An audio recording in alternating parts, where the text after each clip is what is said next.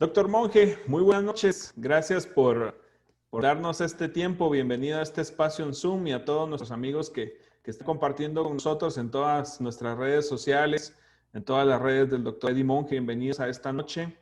Una noche muy especial, doctor. Bienvenido. Y pues queremos esta noche compartir con todos nuestros amigos que nos están viendo por medio de cualquier dispositivo. De toda esta nueva tecnología, doctor. Por favor, preséntese, doctor, a toda la gente que nos está viendo y por favor, demos inicio a esta noche, doctor, para poder compartir con todos nuestros amigos de estas nuevas tecnologías que tenemos para presentarles, doctor. Gracias, Eduardo. Pues muy amable por la invitación, por supuesto, a ustedes, a su empresa y a usted, Eduardo, por invitarme a tan interesante tema. Y, por supuesto, la audiencia que es lo más importante para nosotros, la gente que está padeciendo estos problemas a nivel Guatemala, Centroamérica, el mundo, que están atentos a este interesante Zoom, en donde vamos a aclarar muchísimas cosas al respecto y que pues sea de provecho para todos. Muchas gracias, doctor. Doctor, comencemos. Díganos, doctor, ¿qué es la epilepsia, doctor? Pero la epilepsia es una enfermedad del sistema nervioso central que consiste en cambios a nivel de la corteza cerebral, de los impulsos eléctricos específicamente de las neuronas, y que va a derivar en crisis convulsivas. Quiero aclarar que una crisis aislada, importante para los estimados amigos que están viendo una crisis aislada no es epilepsia. Tenemos que considerar epilepsia cuando las crisis son repetitivas, constantes y van en aumento. A esto ya le llamamos epilepsia. Pueden haber un sinfín de causas de epilepsia, pero un episodio aislado simplemente es una crisis. No lo vamos a denominar o etiquetar como epilepsia porque muchas personas pueden haber sufrido más de alguna crisis en su vida, de un ataque, una convulsión, digámoslo así, y esto no es una epilepsia.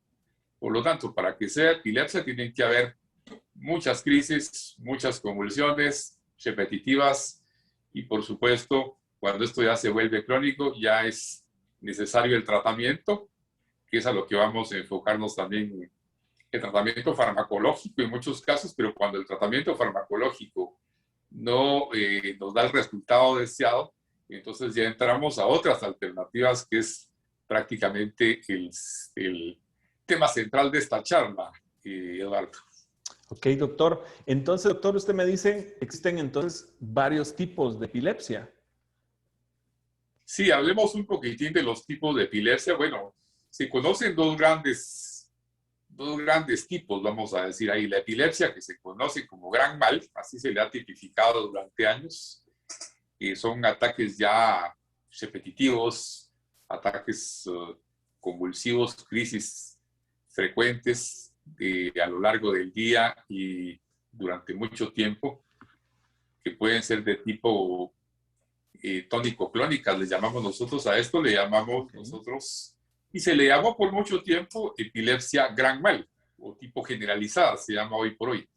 Aquí se derivan una serie de subtipos de epilepsia de la crisis, que podríamos decir gran mal, y tenemos también el pequeño mal o petit mal, que son epilepsias en donde el paciente se desconecta del medio y le van a dar crisis que no llegan a convertirse en motoras, a ser grandes, por decirlo así, sino que son pequeñas crisis, pero que también se consideran epilepsia. Y aquí también de este pequeño mal pueden derivarse una serie de subtipos de crisis convulsivas, de tal manera, Eduardo y mis queridos amigos, que podemos distinguir más de 20 clases de epilepsia. Si nos ponemos a revisar la literatura a lo largo de la historia y de los pacientes que, por ejemplo, yo he tratado durante más de 30 años, he visto una serie de tipos de epilepsia que van a redundar en qué tipos de epilepsia podemos investigar una serie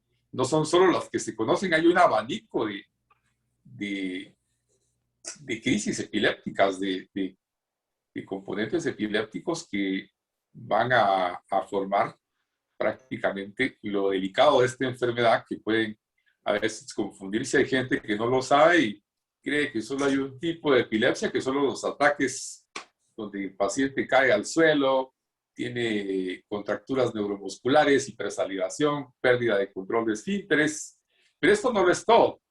Hay mucho más que averiguar y que estudiar sobre el tema y sobre el pequeño mal también y sobre el gran mal. Ahí podemos ponernos a revisar tal vez un sinnúmero de crisis y de subtipos de esta enfermedad, en donde te digo que nos podemos pasar aquí toda la noche hablando, pero como ese no es el tema, no nos atañe tal vez hablar del sinnúmero de tipos que hay. Nos vamos a limitar básicamente a las más frecuentes, a las epilepsias más frecuentes, que son las que estamos tratando en el campo neurológico, en el campo del sistema nervioso central, y a las que básicamente hacen resistencia a los fármacos, y por lo cual tenemos que usar ya los neuromoduladores, que son prácticamente el tema central de esta noche, que es un tema muy interesante en donde nos vamos a ir profundizando. Doctor, usted mencionó algo ahorita muy interesante que me dejó con una palabra, farmacoresistencia, dijo usted. Doctor, o sea que hay algunas epilepsias que no se pueden tratar directamente solo con fármacos, con medicina. Tenemos un poquitín de problema de audio, creo. Doctor, perdone, le consultaba que si tenemos, usted dijo una palabra farmacoresistente. ¿Hay entonces alguna epilepsia que se resista a la medicina, que cualquier médico haya recetado, doctor? Bueno, no todas, no todos los casos los medicamentos son efectivos. Obviamente no estamos hablando de ninguna casa farmacéutica ni de ningún medicamento, por supuesto. Los medicamentos siempre van a ser buenos aliados. Los medicamentos siempre van a ser los de primera línea para todo especialista, para los que nos dedicamos al campo de la epilepsia, de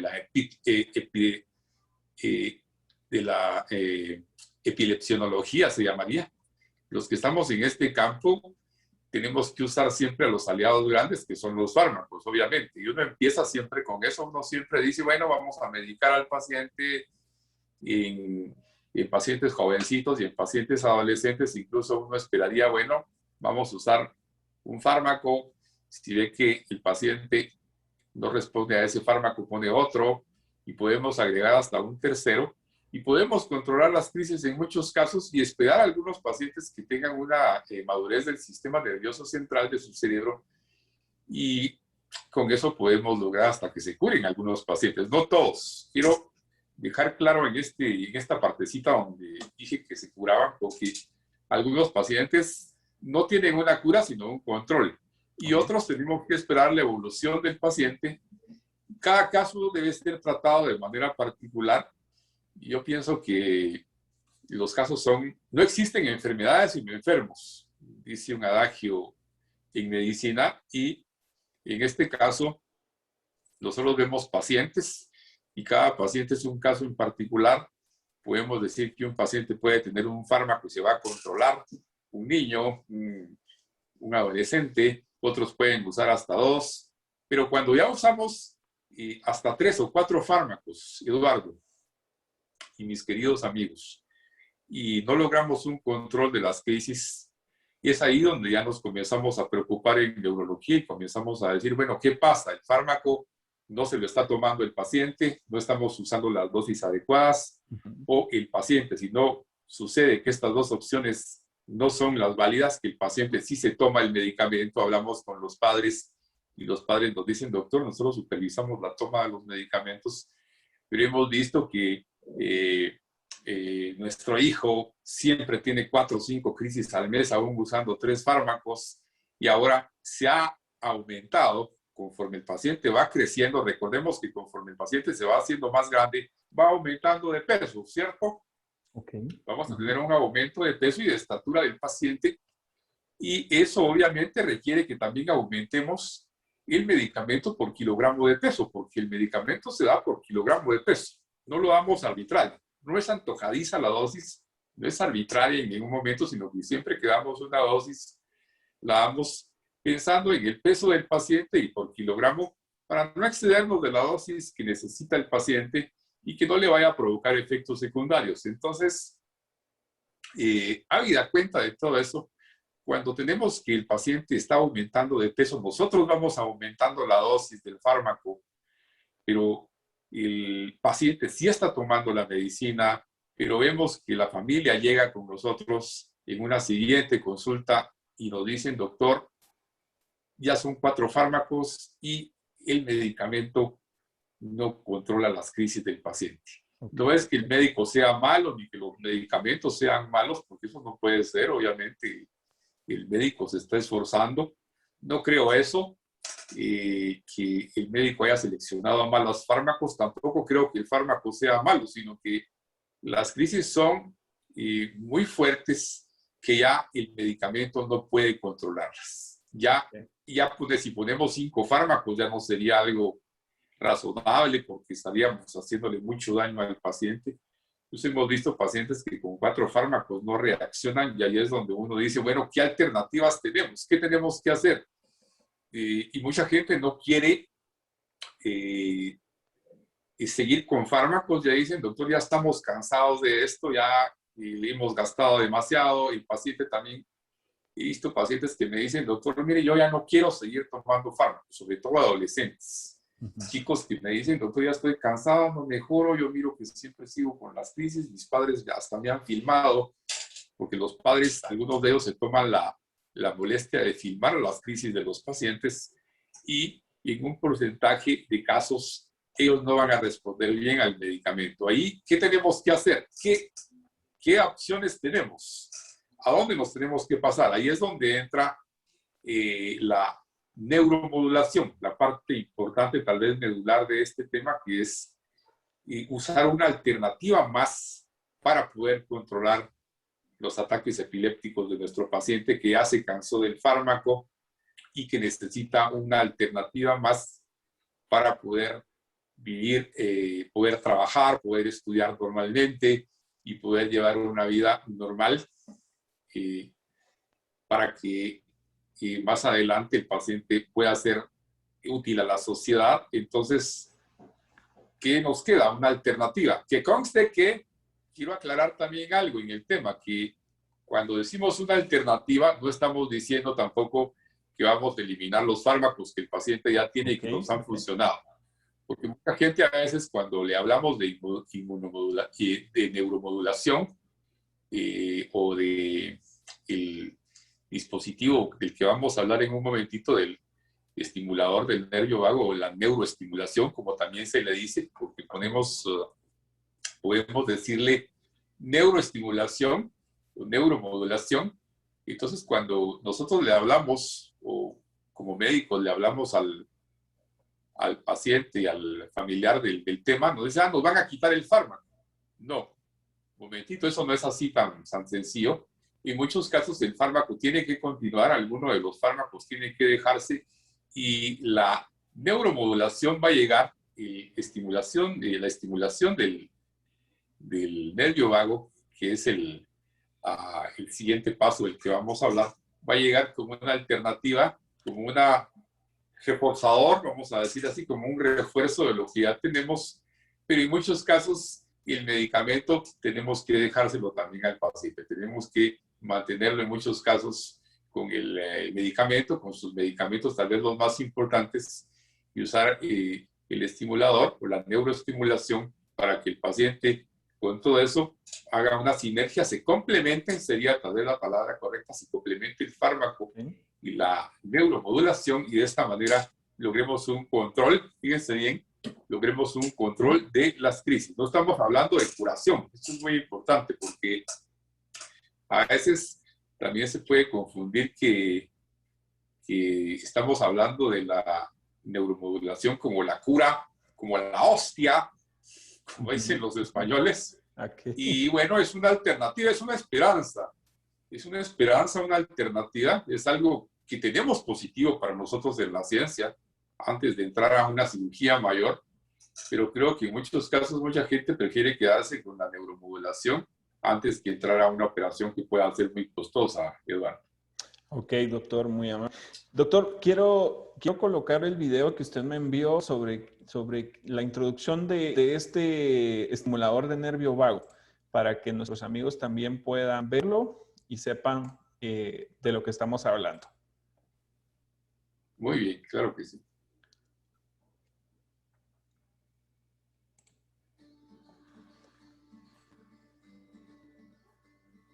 Hola, soy Sara y padezco crisis. Algunas personas las llaman episodios o eventos. Siempre he colaborado con mi médico para intentar mantener mis crisis bajo control, pero la medicación no conseguía resultados.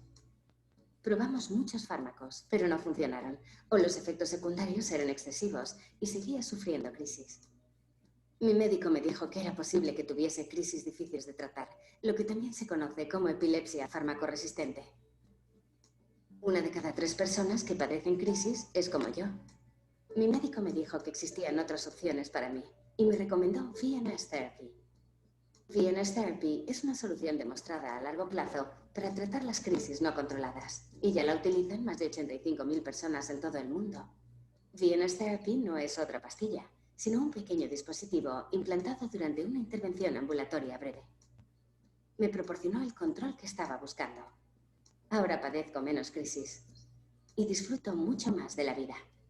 VNS Therapy es la solución perfecta para mí. Estoy muy contenta con la recomendación que me hizo mi médico.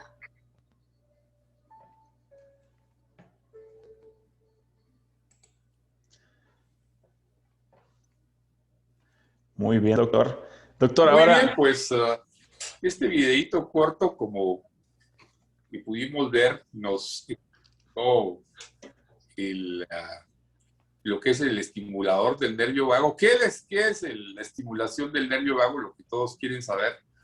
Es esto de VNS, que significa Vagus Nervous Stimulator, que es un estimulador del nervio vago, que su función va a ser, obviamente, mandar señales al nervio vago y provocar cambios en la conducción eléctrica que van a ser distribuidos en el cerebro y de esa manera provocar una neuromodulación. ¿Qué es una neuromodulación? Es que como que tuviéramos un radio en donde queremos modular el sonido, y en este caso modulamos la conducción eléctrica de las neuronas y se logra el control de las crisis.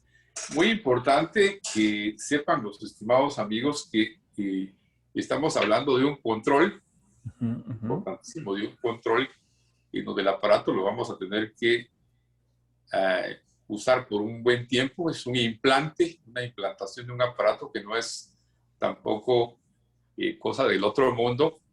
Se debe implantar en la región clavicular, subclavicular del cuerpo, y después hacer un traslado de conexión hacia el nervio vago para que se pueda lograr cuanto antes la funcionabilidad. Luego, escanearlo en un computador,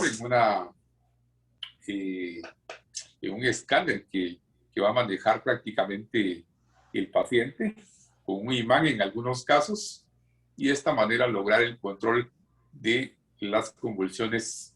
Pero recordemos que este control, si bien es cierto, se logra con bastante éxito, muchos pacientes, recomendación especial, no deben suspender sus fármacos, o por lo menos no quitarse todos. En algunos casos he visto pacientes que les tenemos que retirar 1, 2 o 3 fármacos y dejarlo con un fármaco más estimulador, más la terapia, o el estimulador del nervio vago, y los pacientes han reaccionado muy bien. Hay estadísticas que demuestran, ya aquí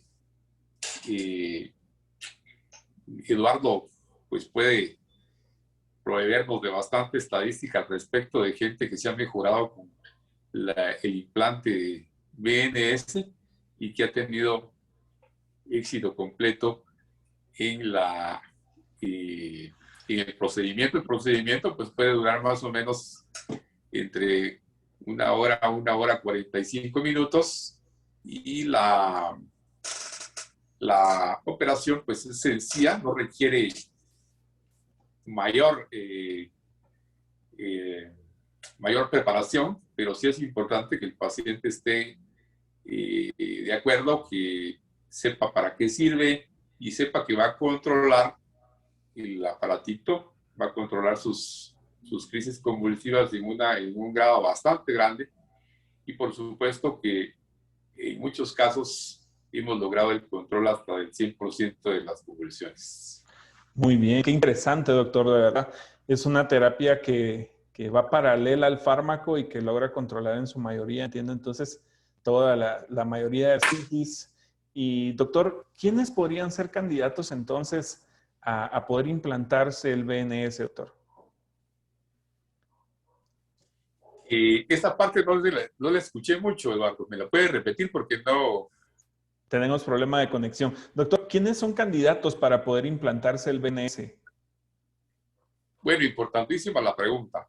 Primero, como su nombre lo dice, los farmacoresistentes. Obviamente los ponemos mucho en pacientes que ese nombrecito a veces no lo comprenden mucho. Farmacoresistente es que el paciente ya no responde a los medicamentos, ya no responde a la fenitoína, ya no responde a la carbamazepina, ya no responde a el fenobarbital, ya no nos responde a los medicamentos convencionales antiepilépticos. Esto no quiere decir, repito, recalco, reitero, que esos medicamentos sean malos, porque los hemos utilizado durante años. Hemos utilizado los medicamentos, Eduardo, y yo soy partidario de poner los anticonvulsivantes de primera línea, porque nos van a ayudar de muchísimo. Nos hemos criado en la medicina con fármacos, con la psicofarmacología, con la neurofarmacología. Nos ha acompañado durante muchos años. Entonces, no quiere decir que los medicamentos no sean buenos, sino que de alguna manera la idiosincrasia del paciente, el temperamento neurológico del paciente, el talante del paciente, podríamos decir así, ya no va a ser funcional el uso de estos medicamentos, porque de alguna manera genéticamente o funcionalmente o estructuralmente o fisiológicamente esos medicamentos ya no están funcionando como quisiéramos al 100% en el paciente. Entonces ahí en ese caso vienen las terapias alternativas, en este caso la VNS Therapy, que es o VINS Therapy, que es una de las novedades de hace algunos años y que ahora está introduciéndose justamente en Centroamérica y en Guatemala, y que por supuesto un servidor de ustedes está trabajando precisamente con Eduardo sobre el tema, y que muy pronto yo espero que muchos pacientes puedan tener esta alternativa, Eduardo, y puedan por supuesto controlarse de sus crisis, aquellos que, repito, se han hecho ya resistentes o ya no, el medicamento ya no está funcionando de la manera como quisiéramos en muchos pacientes. Otros pacientes que son candidatos son aquellos que no quieren tener fármacos, que no desean, y hemos visto muchos casos, hay gente que me dice, doctor, mire, yo quisiera quitarme ya los fármacos, ¿qué opciones hay? Aparte de la cirugía estereotáxica, aparte de otro tipo de cirugías más grandes, entonces el estimulador del nervio vago constituye una esperanza, una posibilidad muy grande, y una cirugía no cruenta, sino que una cirugía bastante bondadosa, podríamos decir, con bastantes bondades, y lo importante, con una minoría de efectos secundarios, es decir, el riesgo de una implantación de VNS es mínimo, Eduardo, no es mayor cosa, podríamos decirlo así, en cirugía. Y por otro lado, los efectos secundarios después de la implantación son muy pocos. Entonces, ya no podríamos decir que esto sea algo que hay muchas contraindicaciones para ponerse, sino que por el contrario, mucha gente es partidaria, es candidata a ponerse la VINS Therapy o el implante. Y por supuesto el manejo es bastante sencillo, y los recambios de pilas suelen hacerse dependiendo del tipo de funcionalidad del aparato, y y el paciente puede manejarlo también con su médico de una manera amigable. Es muy amigable el aparato, repito, y también el control de las crisis puede ser hasta del 100%. Muy bien, doctor. Qué interesante, de verdad. Doctor, quiero compartir también un video que tenemos de los beneficios de la terapia BNS para que nuestros amigos también puedan. Magnífico, me parece. Cuando los pacientes me preguntan qué pueden esperar de VNS Therapy, les digo que muchos de mis pacientes afirman que sus vidas son mucho mejores. ¿Qué hace que sus vidas sean mejores?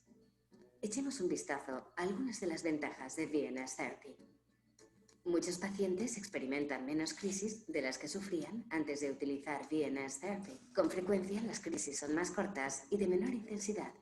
Con VNS Therapy, mis pacientes afirman que el tiempo de recuperación tras una crisis suele ser mucho más corto, lo que les permite disponer de más tiempo a lo largo del día. Una ventaja añadida de VNS Therapy es que a menudo los pacientes necesitan tomar menos medicación, lo que significa un menor número de efectos secundarios relacionados con la terapia farmacológica. Los usuarios de VNS Therapy también han experimentado otras mejorías. Algunos indican que su memoria y su capacidad de reacción han mejorado. Incluso su estado de ánimo es mejor. Con estas y otras ventajas, no resulta sorprendente que la mayoría de las personas que utilizan VNS Therapy hayan decidido seguir usándolo a largo plazo. Además, sus ventajas tienden a mejorar con el paso del tiempo, a diferencia de lo que sucede con los fármacos. Los resultados pueden variar. Los efectos secundarios habituales son ronquera o cambios en el tono de voz, una sensación de hormigueo en la piel, dificultades respiratorias, irritación de garganta y tos. Entonces, ¿por qué esperar? Vea qué mejorías puede obtener con VNS Therapy. No tiene por qué creerme a mí. Dedique unos minutos a conocer las experiencias de médicos, cuidadores y pacientes reales. Vea cómo VNS Therapy ha cambiado la vida de muchas personas como usted.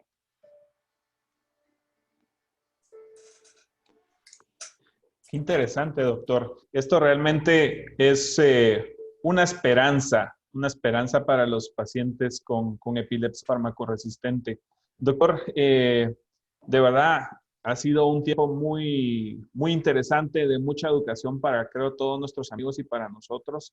Y por favor, doctor, quisiera pedirle que se despida de nuestros amigos y por favor, doctor, principalmente, déjenos sus datos, doctor, para que cualquier paciente que pueda ver este video y nuestros amigos que están compartiendo con nosotros también puedan contactarlo y solicitarle la información sobre el VNS Therapy y también para poder llevar el control con usted de algunos pacientes con epilepsia, doctor. Claro que sí. Muchas gracias, Eduardo. Claro que sí, pues pueden, lo que decía Eduardo acertadamente, es una esperanza y por eso fue que aceptamos el reto con el equipo médico mío de poder llevar a cabo esta gran labor en Guatemala de que la gente pueda tener la posibilidad de, si así lo desean, poderse tratar básicamente y controlar las crisis con el aparato y la implantación. Entonces, para mí también es un honor poder estar al frente de esto y con el equipo de médicos que tenemos en mi clínica de zona 14, zona 10 y zona 2. Ahí tenemos un equipo de neurociencias muy grande que incluye médicos neurólogos, médicos psiquiatras, médicos neurocirujanos. Ese equipo completo básicamente está a cargo de eso. No es solo algo que es importante aclarar, no soy solo yo el que está a cargo de eso, es un equipo completo. Incluso está también Eduardo, que es experto precisamente en la parte de distribución de los equipos de implantación desde los Estados Unidos, donde los traemos. Y luego viene la parte, ya básicamente el nivel operativo, donde estamos nosotros en medicina. Y ese nivel operativo, quiero decirles que es un grupo de médicos el que va a estar a cargo de eso. No soy solo yo soy una parte, básicamente, una pieza que está al frente, pero por supuesto hay una serie de médicos que están a la par mía en la parte de la labor operativa de la implantación del aparato. Para mis datos, pues estoy en 10ª calle, 2-22, zona 14, nivel 7, clínica 709.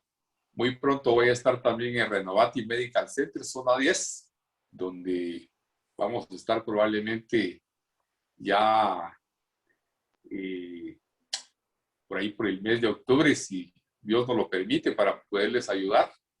Y mi página es www.dredimonge.com. Mi correo, si ustedes quieren escribirme, es sanatorio.rm@gmail.com. Y por supuesto estoy en las diferentes redes. Me pueden encontrar en este video importantísimo. Ya platicamos con Eduardo. Va a ser subido a las redes, a mis redes de YouTube y Vimeo muy pronto para que ustedes lo puedan ver. Y lo bueno, Eduardo, es que es de acceso virtual gratuito. En cualquier momento, gratis. en cualquier momento. En cualquier momento pueden entrar a verlo. Mucha gente que no tuvo la opción de entrar, pero pueden llegar a mi canal Dr. Eddie Monge YouTube o Dr. Eddie Monge Vimeo y ahí pueden ingresar y van a ver ese video. Ahí nos vamos a poner de acuerdo con Eduardo cuando ya esté subido, cuando ya esté armado y en el momento que ya esté prácticamente en YouTube y en las principales redes, les vamos a estar avisando de que ya está para que ustedes ingresen y puedan ver toda la información al respecto con los debidos teléfonos, correos, redes sociales y por supuesto las páginas donde ustedes pueden encontrarme para preguntar sobre las dudas que puedan tener sobre el implante, sobre la BNS terapia y sobre lo que ustedes quieran preguntarme. Porque hay mucho que preguntar, supongo, Eduardo. Va a haber muchas personas que van a ver este video y van a decir cuánto cuesta, cómo se hace para implantarlo, cómo puedo tener una consulta, yo seré candidato, quiénes pueden estar ahí para poderlo implantar. Esas dudas, por supuesto, me pueden llamar con gusto al 2254-0971 y ahí, en la medida de las posibilidades, les vamos a atender. Y, por supuesto, para mí va a ser un honor poderles atender y consultar y responderle todas sus dudas.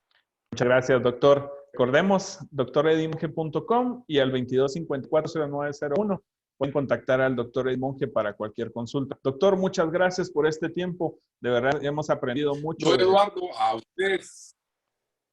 Y pues, amigos, muchas gracias por acompañarnos y esperamos vernos en una próxima oportunidad. Doctor, feliz noche. Muchas gracias a todos y muchas gracias por la entrevista. Feliz noche, doctor. Muchas gracias. Feliz noche, amigos. Feliz noche.